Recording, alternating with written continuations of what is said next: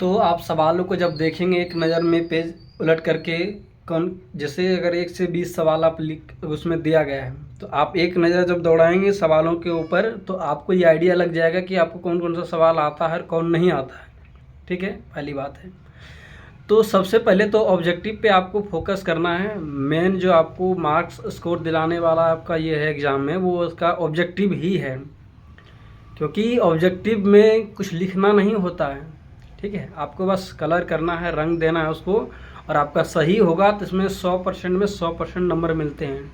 Subjective की तरह नहीं है कि डिस्क्रिप्टिव में आपको लिखना पड़ेगा। मान लीजिए कोई सवालों को अगर 20 शब्दों में लिखना है, आप नहीं जान रहे 10 शब्द तक ही आपको आ रहा है, आप लिखें तो आप नंबर 1 मिलेगा, या 2 नंबर का है तो 1 ही मिलेगा।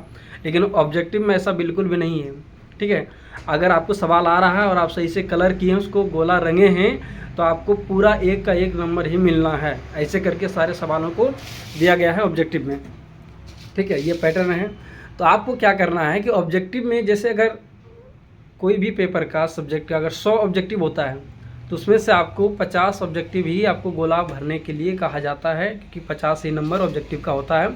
भले 100 क्वेश्चंस दिया हो, लेकिन आपको 50 ऑब्जेक्टिव क्वेश्चन ही कलर करना, यानी गोला भरना है। तो उसके लिए जो मुख्य बात आपको ध्यान ये रखना है कि 1 से 100 सवाल में से पूरे 100 सवाल पूरे नहीं पढ़ने लगना पहले।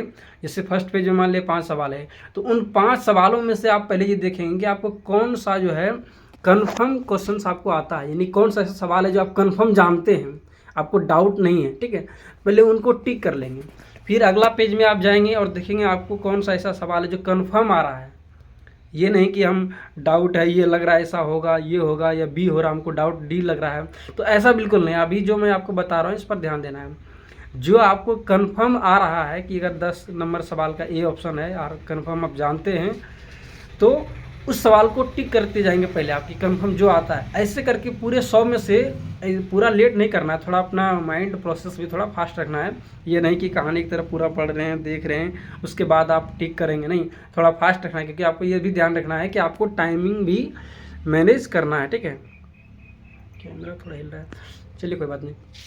तो आपको इस प्रकार से ऑब्जेक्टिव सवालों को अटेम्प्ट करना है, पहले टिक कर लेना है कि आपको जो कन्फर्म आता है। और मैं इतना तो जानता हूँ कि जो भी तैयारी कर रहे हैं, अगर कमज़ोर से कमज़ोर स्टूडेंट्स भी होंगे, तो 100 ऑब्जेक्टिव में से कम उसको 40 तो कन्फर्म आता ही होगा। ठीक है, यानी उसको 40 ऑब्जेक्टिव कन्फर्म आ रहा होगा, अगर मैं एक कमज़ोर स्टूडेंट्स की बात कर रहा हूँ तो। बाकी जो एवरेज स्टूडेंट्स हैं, जो पढ़ रहे हैं, तैयारी कर रहे हैं बोर्ड के लेकर के, है ना, तो मैं मानता हूँ कि 100 में से उसको तो कम से कम 50 से ऊपर तो कन्फर्म आता ही होगा। ठीक है, 60-70 तक हो सकता है, किसी को हो सकता है 90+ उसको ऑब्जेक्टिव आ रहा हो कन्फर्म उसमें से, है ना।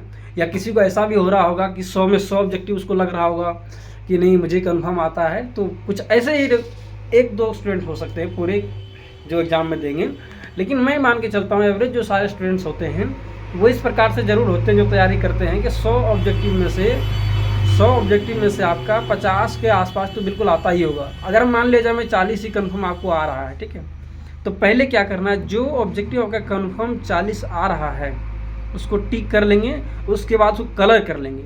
ये नहीं कि टिक करके बैठे हैं टाइम जा रहा है, ऐसा नहीं। आपको ये देखना है कि टाइमिंग भी मैनेज होना है आपसे, क्योंकि टाइम मैनेज नहीं करेंगे तो बाकी और सवाल भी तो बनाने हैं। ठीक है, तो जैसे आपका कलर पूरा हो जाएगा, टिक कर लेंगे 40 या जो भी आपको कन्फर्म आ रहा होगा, जितने सवाल ऑब्जेक्टिव का कन्फर्म में से, उसके बाद सबको गोला में पहले रंगें। और गोला रंगने के लिए आपको ध्यान रखना है कि आपने ऐसा तो नहीं किया है कि लगातार ही आपको 40 आ रहा। अगर 40 आपको लगातार कन्फर्म आ रहा था तो आपके बढ़िया है, या 50 आ रहा था तो और वेरी गुड, बेस्ट है ना। लेकिन नहीं, अगर ऐसा हो सकता है कि नहीं 40 या जो हम कन्फर्म जान रहे हैं वो कंटिन्यू नहीं है, तो आप इस बात पर भी थोड़ा सा ध्यान रखेंगे कि जब गोला भरेंगे तो आपने कौन सा सवालों को टिक करके रखा है। 1 का है बी, 2 का डी, या 10, उसके बाद 2 के बाद आपका 5 है ना, बीच में 3 और 4 नहीं है।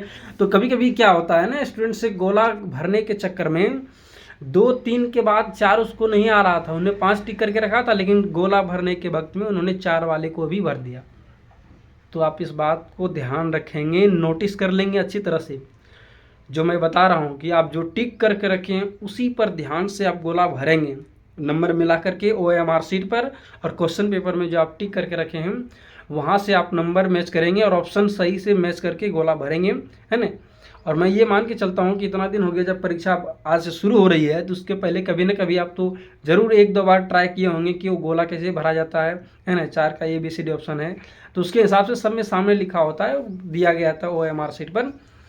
तो उसको देख करके आप क्या करेंगे, आसानी से इस तरह से भरेंगे। ऑब्जेक्टिव का ये बात रहा, हर एक सब्जेक्ट में आपको ऐसा ही करना है। ऑब्जेक्टिव किसी में मान लिया 80 है, 40 आपको रखना है, गोला भरना है। तो पहले जो मैं स्ट्रेटजी आपको बताया हूँ कि पहले जो आप क्या करना है आपको कि 40 अगर आपको बनाना है, पहले आपको ये देख लेना है कि पूरे 80 या 100 सवालों में से 50% ही बनाना होता है। तो देख लेंगे आपको कन्फर्म कितना आ रहा है, ठीक है। आपको कन्फर्म जितना आ रहा होगा पहले उन सबको आप टिक कर लेंगे, जो आपको कन्फर्म आ रहा होगा, ठीक है। उसके बाद अगला स्टेप क्या होगा, उसके बाद होता है सब्जेक्टिव में, है ना। 2 नंबर का कुछ सवाल होते हैं, ठीक है। 2 नंबर का मान लीजिए 15 सवाल आपको बनाने दिए हैं। 15 सवाल अगर बनाना है, उसमें 30 सवाल दिए गए होते हैं, 15 चूज करना होता है कि 15 आप जो भी आपको मर्जी है वो चूज करके बनाएं। तो इसमें आपको क्या करना है कि इसमें आप ये देखेंगे, फिर उसी तरह इसमें भी करना है आपको। पहले ये देख लेना है कि 30 सवालों में से आपको कन्फर्म कितना आ रहा है।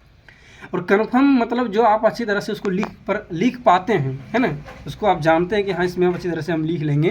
तो ऐसे सवालों को पहले आप टिक कर लेंगे और सीक्वेंस में करेंगे। जैसे मान लीजिए आपको 1 का आ रहा था, उसके बाद 2 या 3 नहीं आ रहा, 4 का आ रहा है, तो पहले 1 का ही लिखेंगे आप अपने आंसर शीट में। जो खंड लिखा होगा, है ना, आंसर शीट में वो आप लिख देंगे कि खंड ए है या बी है, उसका क्वेश्चन 1 नंबर है या 2 नंबर है। उसको लिख करके फिर उसका आंसर लिखेंगे। उत्तर आंसर शीट में उत्तर लिखने की कोई आवश्यकता नहीं है। उसमें आप क्या करेंगे, जिस सेक्शन का, ठीक है, या क्वेश्चन आप उसमें लिख रहे होंगे उसका आंसर, तो आप उसमें क्या करेंगे, उसका सेक्शन A B जो लिखा हुआ लिख करके, है ना, फिर क्वेश्चन नंबर लिख के उसके सामने सीधे उसके आंसर लिखना शुरू करना है, ठीक है। जैसे 1 का आ रहा, 2, 3, उसके बाद नहीं आया 4 आ रहा, तो 1 के बाद पहले आप 4 ही बनाएंगे। कुछ स्टूडेंट ऐसे करते हैं, जैसे 1 बना लिया, ये उसके बाद उसको लग रहा है नहीं 4 हमको अच्छा लग रहा है, पहले 4 बना लेते हैं, 2, 3 अगर उसको आ रहा तो भी। तो ऐसा बिल्कुल नहीं करना है, ठीक है। आपको सीक्वेंस वाइज में सारा चीज़ लिखना है। भले 1 के बाद 2, 3 नहीं आ रहा, 4 ही आ रहा, तो 1 लिखने के बाद आप 4 ही लिखेंगे। ऐसा नहीं कि 4 छोड़ के बीच में आपको लग रहा है ना सबसे आसान 8 हमको मिल गया या 9 नंबर लग रहा है तो 9 नंबर लिख लें, नहीं, ऐसा बिल्कुल नहीं, ठीक है। 1 के बाद 4 आ रहा तो 4 लिखें, उसके बाद 6 आ रहा तो 6 लिखें, 7 आ रहा 7 लिखें। धीरे धीरे करके जितने सवाल आपको कन्फर्म आ रहे हैं वो लिख लें।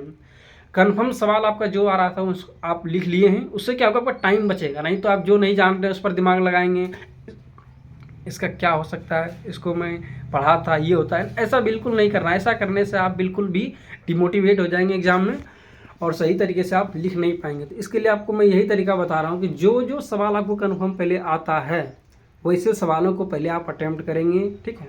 उसके बाद आगे बढ़ेंगे। फिर यही पैटर्न आपको सारे सेक्शन में करना है, लॉन्ग टाइप में हो, शॉर्ट टाइप में हो, ऑब्जेक्टिव में हो, इसी प्रकार को पैटर्न अपने आप में करना है। और सबसे मुख्य बात मैंने बताया, पेशेंस बनाए रखना है। ऐसा नहीं कि 15 सवालों में से हमको अगर 10 ही आ रहा है तो मैं थोड़ा सा वही बताया ना कि हड़बड़ हो जाना या अपने आप को ये मानने लगना, उसी वक्त सोचने लगना कि हमसे नहीं होगा, इतना ही सवाल बन रहा है। बिल्कुल नहीं, 15 सवाल आपसे पूछा, 10 भी आ रहा है तो अच्छा खासा नंबर आ सकता है, ठीक है। तो इस प्रकार से आप अपने एग्ज़ाम में अपियर होंगे, पेशेंस के साथ धैर्य बनाए रखेंगे, हड़बड़ नहीं होना है। क्योंकि अगर आप एग्ज़ाम में किसी प्रकार अपने आप को पेशेंस खो देते हैं तो फिर आप समझिए कि आपका पूरे साल भर का मेहनत उस वक्त आप अपना ख़राब कर लेंगे। और मैं ये मानता हूँ कि आप ऐसा बिल्कुल नहीं करेंगे, क्योंकि ये दोबारा मौका नहीं मिलता है। ऐसा नहीं कि जो सब्जेक्ट आज आपका ख़राब चला गया फिर अगले बार आपको मौका मिल जाएगा 2 दिन के बाद, ऐसा नहीं। फिर आपको 1 साल के लिए, अगर आप रिजल्ट ख़राब होता है तो फिर आपको 1 साल के लिए इंतज़ार करना पड़ेगा। और फिर आप उस तब तक 1 साल के लिए अपने आप को डिमोटिवेट कर लेंगे, है ना, डिप्रेशन में चले जाएंगे, ऐसा होगा आपके साथ। तो बिल्कुल मैं चाहूँगा ऐसा बिल्कुल आप ना करें और सही तरीके से आप एग्ज़ाम को दें। और फिर आपका एग्ज़ाम कैसा गया, क्या रहा, किस प्रकार का सवाल है, अगर आपको कुछ सवाल याद रहता है तो हमारा टेलीग्राम है ना, यूट्यूब के डिस्क्रिप्शन में टेलीग्राम का लिंक मैं डाल दूंगा, वहाँ आप ज्वाइन करके आप टेलीग्राम पर भी हमें सेंड कर सकते हैं कि सर ऐसे सवाल आए थे, या वो तो बिहार है ना, यहाँ तो कुछ भी संभव है। एग्ज़ाम के बाद तो क्वेश्चंस आउट हो ही जाएंगे, ठीक है। और वैसे भी एग्ज़ाम जब ख़त्म हो जाएगा तो क्वेश्चन पेपर तो सब घर लेके आएंगे ही, नहीं तो कभी कभी तो ऐसा भी होता है एग्ज़ाम शुरू होने से पहले बिहार बोर्ड में पेपर आउट हो गया, ऐसा भी होता है। या एग्ज़ाम अभी चल ही रहा है तो पेपर लीक हो गया, ऐसा हो सकता है। लेकिन कोई बात नहीं, आप लोग अपना मेहनत के हिसाब से एग्ज़ाम दीजिए। और मैं यही चाहूँगा आप अच्छा स्कोर करें, ताकि आप फिर जब रिज़ल्ट आए तो अपने आप को थोड़ा कॉन्फिडेंस महसूस करें और आपको लगे कि नहीं, हमने जो तैयारी की थी, जितना मेहनत हमने साल भर दिया था, उसके हिसाब से आपको रिज़ल्ट मिला है। तो चलिए, थैंक यू, जय हिंद। आप चैनल से जुड़ेंगे और हम फिर आने वाले जो भी एग्ज़ाम्स होंगे आपके तैयारी कराने के लिए बिल्कुल और डिस्कशन के लिए रेडी हैं। तो आप अपने हिसाब से अपना राय ज़रूर देंगे। धन्यवाद।